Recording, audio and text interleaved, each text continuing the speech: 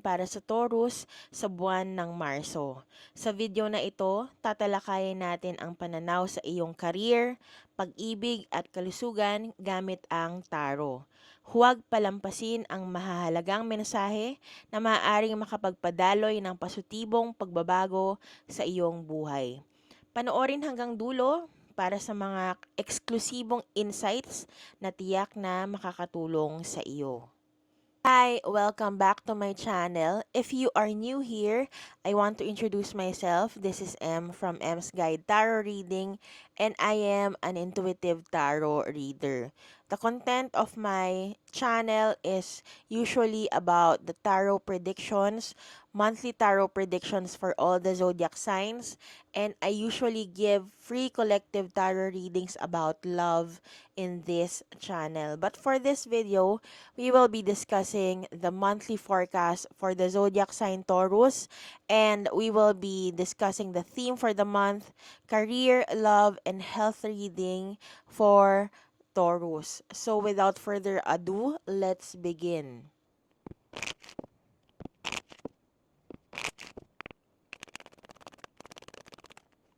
Okay, ang tema para sa buwan ng Marso, para sa zodiac sign na Taurus, ay growth. So, ano ba ang growth?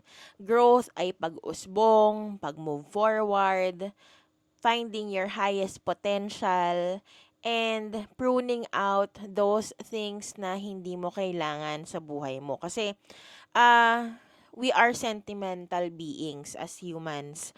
And sometimes, we hold on to things that are not needed, or yung mga bagay na hindi na nakakatulong sa atin para umusbong, pinangahawakan natin dahil tayo ay sentimental, or we hold the memories, yung mga fond memories about it, and we are sentimental about it. But while in fact, kailangan mo na itong i-let go. So, for this month of March, growth is the main objective of the month.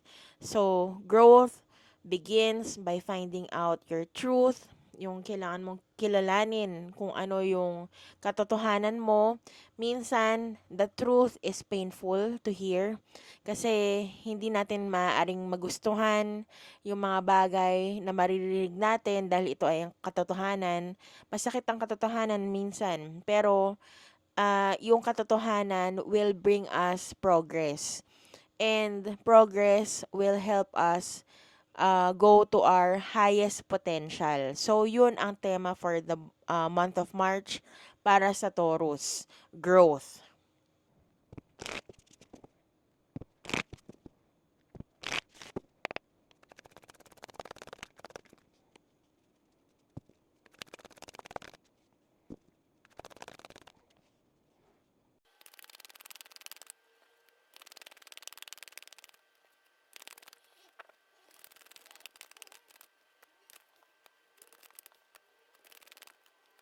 For your career, dear Taurus, ang base card na lumabas ay ang Nine of Cups in the upright. So, double confirmation kasi lumabas din yung Nine of Cups.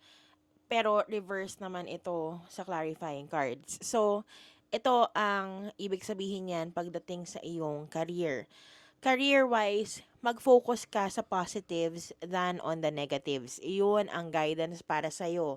Kasi, ang sinasabi dito, mukhang may mga pinagdaanan kang mabigat pagdating sa career. You might have been criticized a lot sa trabaho mo. And ngayon, maaring dinamdam mo ito in the past. But you are open, parang mas open ka na sa mga kritisismo ngayon. Kasi dati, hindi mo matanggap yung mga bagay na sinabi sa'yo. Or pwedeng ikaw din, you were very critical of others. So, madami kang mga tao na pinupuna. Pwedeng ikaw, pwedeng sila. Take it as it resonates. And with the clarifying cards here, it's saying this March, there would be a feminine energy that would be making your life a little bit harder this month of March when it comes to your career. This can also apply to your finances, or if you have a business, there would be a feminine energy represented by the Queen of Cups in the reverse na medyo papahirapan ka. Hindi naman ito mahirap kasi you will be pushing through. And again, in line with the theme of the month of March, growth, yung mga pahirap at mga obstacles na kakaharapin mo this March, this is all for you. Hindi ito para sa ibang tao, ito ay para sa'yo, para magkaroon ka ng progress at ng growth. May pagdadaanan kang maaaring challenging this month of March pagdating sa career, but remember, you will pull through. Kaya mo itong gawin, kaya mo itong malutasan ang problema, kaya mong balansehin. For as long as you remember that you are the boss and you can manage and you are an expert on your field. Yon ang palagi mong tatandaan. So again, guidance for you this month of March, pagdating sa career mo, focus on the positives, do not dwell on the negatives. Punahin ka man ng mga katrabaho mo, ng boss mo, ng mentor mo, with regards to how you are doing your work. Remember that you know better. Or, kumbaga, you know what will work for you pagdating sa pagtatapos or finishing the job. You know what will work for you. Yun ang guidance para sa'yo.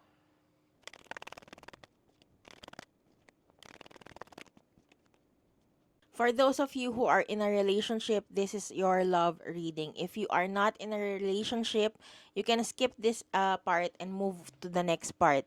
So, ang reading, ang base card na lumabas ay ang Hanged One or ang Hanged Man in the Upright. So, very slow moving ang March pagdating sa relationship mo or sa love mo. Why? There would be a lot of turbulence, kumbaga, when it comes to relationships this March. So, maaring may mga mangyari na hindi maganda ngayong March sa iyong relationship. Maaring may mga bangayan, arguments, hindi magandang sagutan pagdating sa relationship mo. But I would say, if you are in a relationship, you might end up single or you might end up not having a good relation with your significant other this month of March dahil lumabas ang Tower card. But remember, again, kaakibat ng Tower card ang Ace of Pentacles in the upright. Remember the theme for the month, growth. So, if the relationship is not working for you, remember that March, since there is so many retrogrades happening this March, kapag maghihiwalay kayo ng person mo, it means that this person is not meant for you, or the universe is pulling out those people that are not meant to be with you in your journey. So, yan ang sinasabi for those who are in a relationship. It's not a good reading. Hindi ito masyadong positive. But remember, may silver lining yan.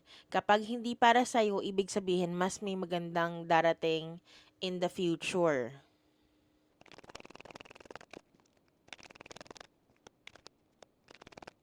Okay, for those of you who are single, this is your love reading. But I would say, yung love reading nyo, ang sinasabi dito, hindi nyo focus ang love ngayong buwan ng Marso. Walang new prospects na darating. Mukhang magiging busy ka sa trabaho mo. Yun ang sinasabi ng cards. Ang focus mo talaga ngayon is more on career.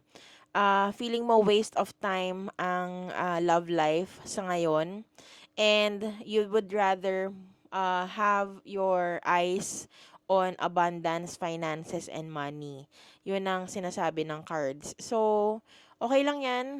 You are a goal-getter, and again, for growth, better things are yet to come. Hindi ka naman nagmamadali pagdating sa love.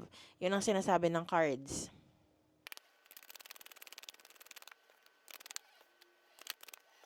So for your health, Taurus, ang sinasabi dito, mag-ingat ngayong buwan ng March kasi maaaring malagay ka into a lot of pressure because you are dealing with a lot of things all at once. So, pag-ingatan ng mental health, pag-ingatan ang stress kasi baka ito ay mag-manifest na sa isang physical na sakit na kailangan kang dalhin sa ospital.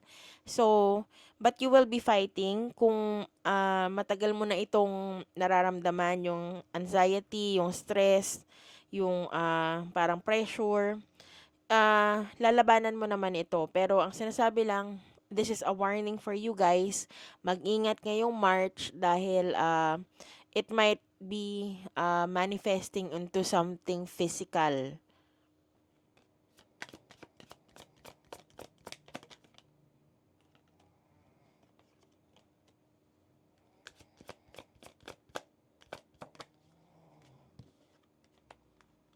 And your tarot reading session, I have pulled here some oracle cards. And the first one is believe in the impossible. And the last one is work through your fears.